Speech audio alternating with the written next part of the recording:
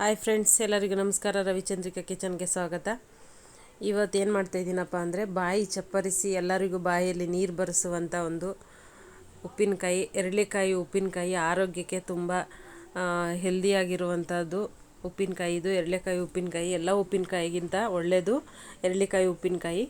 ಬನ್ನಿ, ಉಪ್ಪಿನಕಾಯಿ ಇವತ್ತು ಯಾವ ರೀತಿ ಮಾಡೋಣ ಅಂತ ನಾನು ತೋರಿಸ್ತಾ ಇದ್ದೀನಿ. ದೊಡ್ಡದು ಎರಳಿಕಾಯಿನ ತೊಗೊಂಡಿದ್ದೆ ನಾನು, ತುಂಬ ದೊಡ್ಡದು. ಅದು 2 ಉಪ್ಪಿನಕಾಯಿಲೇ 1 kg ಉಪ್ಪಿನಕಾಯಿ ಬರುತ್ತೆ. ಒಂದೊಂದು ಅರ್ಧ kg ಇತ್ತು, ಅಷ್ಟಿತ್ತು. ಊರಿಂದ ನಮ್ಮ ಅಕ್ಕ ಕೊಟ್ಟು ಕಳಿಸಿಟ್ಟಿದ್ದೀನ. ಇವಾಗ ಚಿಕ್ಕದಾಗಿ ನೋಡಿ, ನಾನು ಸ್ಲೈಸಾಗಿ ನಿಮ್ಗೆ ಯಾವ ಸೈಜ್ ಬೇಕು ಆ ಸೈಜ್ ಉಪ್ಪಿನಕಾಯಿನ ನೀವು ಕಟ್ ಮಾಡ್ಕೊಳ್ಳಿ. ಕಟ್ ಮಾಡಿಕೊಂಡು ನೋಡಿ, ಈ ಥರ ಚಿಕ್ಕ ಕಟ್ ಮಾಡ್ಕೊಂಡಿದ್ದೀವಿ, ತುಂಬ ಸ್ಲೈಸಾಗಿ. ಕರ್ಗಕ್ಕೂ ಈಸಿ ಆಗುತ್ತೆ, ಯಾಕಂದರೆ ಎರಳಿಕಾಯಿ ತುಂಬ ಮಂದ ಇರೋದ್ರಿಂದ ಸ್ವಲ್ಪ ಸ್ಲೈಸಾಗಿ ಕಟ್ ಮಾಡಿಕೊಂಡ್ರೆ ಇನ್ನೂ ಒಳ್ಳೆಯದು.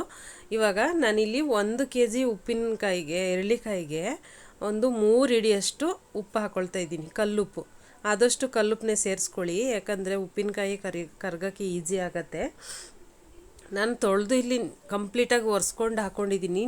ನೀರು ಒಂಚೂರು ಕೂಡ ಬಳಸ್ತಾ ಇಲ್ಲ. ಇಲ್ಲಿ ನೀರಿಲ್ಲದೆ ಇರೋ ರೀತಿ ನಾವು ಉಪ್ಪಿನಕಾಯಿನ, ಎರಳಿಕಾಯಿನ ಒರೆಸ್ಕೊಂಡು ನಾವು ಉಪ್ಪಿನಕಾಯಿನ ಮಾಡ್ಕೋಬೇಕು. ಇಲ್ಲಿ ಒಂದು ಬಾಟಲ್ಗೆ ನಾನು ಎಲ್ಲನೂ ಉಪ್ಪೆಲ್ಲ ಮಿಕ್ಸ್ ಮಾಡಾದಮೇಲೆ ನಾನು ಬಾಟಲ್ಗೆ ನಾನು ಹಾಕ್ಕೊಳ್ತಾ ಇದ್ದೀನಿ.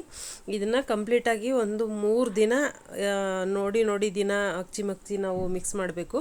ಇಲ್ಲಿ 1-2 ಸ್ಪೂನಷ್ಟು ಸಕ್ಕರೆ ಹಾಕ್ತಿದ್ದೀನಿ. ಸಕ್ಕರೆ ಹಾಕಿದ್ರೆ ಏನಾಗುತ್ತೆ ಅಂದರೆ ಬೇಗ ಉಪ್ಪಿನಕಾಯಿ ಕರಗುತ್ತೆ, ಆಮೇಲೆ ನೋಡೋದಕ್ಕೂ ತುಂಬ ಚೆನ್ನಾಗಿ ಕಾಣಿಸ್ತಾ ಇರುತ್ತೆ ಸಕ್ಕರೆ ಹಾಕಿರೋದ್ರಿಂದ. ಇವಾಗ 3 ದಿನ ಆಗಿದೆ ನೋಡಿ, ನಾನು ತೊಗೊಂಡಿದ್ದೀನಿ. ಇವಾಗ ನೋಡಿ ಹೆಂಗೆ ಕಾಣಿಸ್ತಾ ಇದೆ, ಚೆನ್ನಾಗಿ ಕರಗಿದೆ ಅಂತ ಕಾಣಿಸ್ತಾ ಇದೆಯಲ್ಲ. ಕಂಪ್ಲೀಟಾಗಿ ನೀರೆಲ್ಲ ಅದೇ ನೀರು, ರಸ ಒಂದು ಚೂರು ವೇಸ್ಟ್ ಮಾಡಬೇಡಿ, ಅದೇ ನೀರಲ್ಲಿ ಅದು ಕರಗಬೇಕು ಉಪ್ಪಿನಕಾಯಿ ಜ್ಯೂಸಲ್ಲಿ.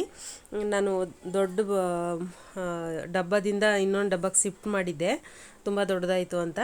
ಇವಾಗ ಒಂದು ಬಾಣಲಿ ತೊಗೊಂಡು, ಬಾಣಲಿಗೆ ನಾನು ಸಾಸಿವೆ, ಜೀರಿಗೆ ಮತ್ತು ಮೆಂತ್ಯ, ಒಂದು ಸ್ಪೂನ್ ಮೆಂತ್ಯ, 1 ಸ್ಪೂನ್ ಜೀರಿಗೆ, ಒಂದು 3-4 ಸ್ಪೂನಷ್ಟು ಸಾಸಿವೆನ ಹಾಕ್ಕೊಂಡಿದ್ದೀನಿ.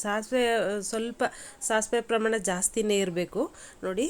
ಇವಾಗ ಚೆನ್ನಾಗಿ ಹುರ್ಕೊಂಡಿದ್ದೀನಿ ಅದನ್ನು. ಅದೇ ಬಾಣಲಿಗೆ ನಾನು ಮೆಣಸಿನ್ಕಾಯಿ ಕೂಡ ಹಾಕೊಳ್ತಿದ್ದೀನಿ, ಬ್ಯಾಡಿಗೆ ಮೆಣಸಿನ್ಕಾಯಿ. ಒಂದು ಮಾತ್ರ ಖಾರದ ಮೆಣಸಿನ್ಕಾಯಿ ಹಾಕಿದ್ದೀನಿ, ಮಿಕ್ಕಿದ್ದೆಲ್ಲ ಬಾಡಿಗೆ ಮೆಣಸಿನ್ಕಾಯಿ 1 ಹಿಡಿಯಷ್ಟು ನಾನು ಹಾಕ್ಕೊಂಡು ಅದು ಕೂಡ ಸ್ವಲ್ಪ ಹುರ್ಕೊಳ್ಳೋಣ. ಹುರಿದಿದ್ದಾದಮೇಲೆ ಬೆಳ್ಳುಳ್ಳಿ 2 ಗೆಡ್ಡೆಯಷ್ಟು ಬೆಳ್ಳುಳ್ಳಿನ ಬಿಡಿಸಿದ್ದೀನಿ. ಆಮೇಲೆ ಒಂದು ಅರ್ಧ ಸ್ಪೂನ್, 1 ಸ್ಪೂನಷ್ಟು ನಾನು ಅರಿಶಿನ ಪುಡಿನ ತೊಗೊಂಡಿದ್ದೀನಿ. ಎಲ್ಲವನ್ನೂ ಕೂಡ ನಾನು ಪೌಡರ್ ಮಾಡ್ಕೊಳ್ತಾ ಇದ್ದೀನಿ ನೋಡಿ. ಎಷ್ಟು ಚೆನ್ನಾಗಿ ಘಮ ಅಂತ ಸ್ಮೆಲ್ ಬರ್ತಾಯಿದೆ ಅದರದ್ದು. ಈ ಮೆಂತ್ಯ, ಜೀರಿಗೆ ಎಲ್ಲ ಹುರಿದಿದ್ದೀನಲ್ಲ, ಎಲ್ಲ ಸ್ಮೆಲ್ಲು. ಬೆಳ್ಳುಳ್ಳಿನೂ ಕೂಡ ಅದ್ರಿಗೆ ಸೇರಿಸ್ಕೊಂಡು ನಾನು ಗ್ರೈಂಡ್ ಮಾಡಿಕೊಂಡೆ. ಇವಾಗ ಅದೇ ಬಾಣಲಿಗೆ ಕಾಯಕ್ಕೆ ಎಣ್ಣೆ ಬಿಟ್ಬಿಟ್ಟು, ನಿಮಗೆ ಎಣ್ಣೆ ಎಷ್ಟು ಬೇಕು ಅಷ್ಟು ನೋಡಿಕೊಂಡು ಸಾಸಿವೆ ಮತ್ತು ಜೀರಿಗೆನ ಚಟಪಟ ಅಂತ ಸಿಡ್ಸೋಣ. ಇವಾಗ ನಾನು ಉಪ್ಪಿನಕಾಯಿನ ಇಲ್ಲಿ ಒಂದು ಪಾತ್ರೆಗೆ ಹಾಕ್ಕೊಂಡು ಮಿಕ್ಸ್ ಮಾಡ್ತಾಯಿದ್ದೀನಿ. ಯಾವುದಕ್ಕೆ ಇದು ಪೌಡ್ರನ್ನೆಲ್ಲ ಹಾಕಿದ್ನಲ್ಲ, ಅದಕ್ಕೆ ಯಾವುದೇ ರೀತಿ ನೀರು ಹಾಕಿಲ್ಲ, ನಾನು ಪೌಡರ್ ಮಾಡಿದ್ದೀನಿ ಜಸ್ಟ್ ಅಷ್ಟೇ. ಅದೇ ಪೌಡರ್ನ ಅದೇ ನೀರಲ್ಲಿ ಚೆನ್ನಾಗಿ ಅದು ಮಿಕ್ಸ್ ಆಗುತ್ತೆ. ಏನು ಜ್ಯೂಸ್ ಇದೆಯಲ್ಲ, ಅದೇ ಜ್ಯೂಸಲ್ಲಿ ನೋಡಿ ಚೆನ್ನಾಗಿ ಅದು ಪೌಡರ್ ಹಾಕಿದ ಮೇಲೆ ಚೆನ್ನಾಗಿ ಮಿಕ್ಸ್ ಆಗಬೇಕು. ನಾನು ಎಣ್ಣೆ ಕೂಡ ಬಿಸಿ ಮಾಡಿ ಇಟ್ಕೊಂಡಿದ್ನಲ್ಲ, ಕಂಪ್ಲೀಟಾಗಿ ತಣ್ಣಗಾಗಿರೋ ಎಣ್ಣೆನ ನಾನು ಅದನ್ನು ಹಾಕ್ಕೊಂಡಿದ್ದೀನಿ.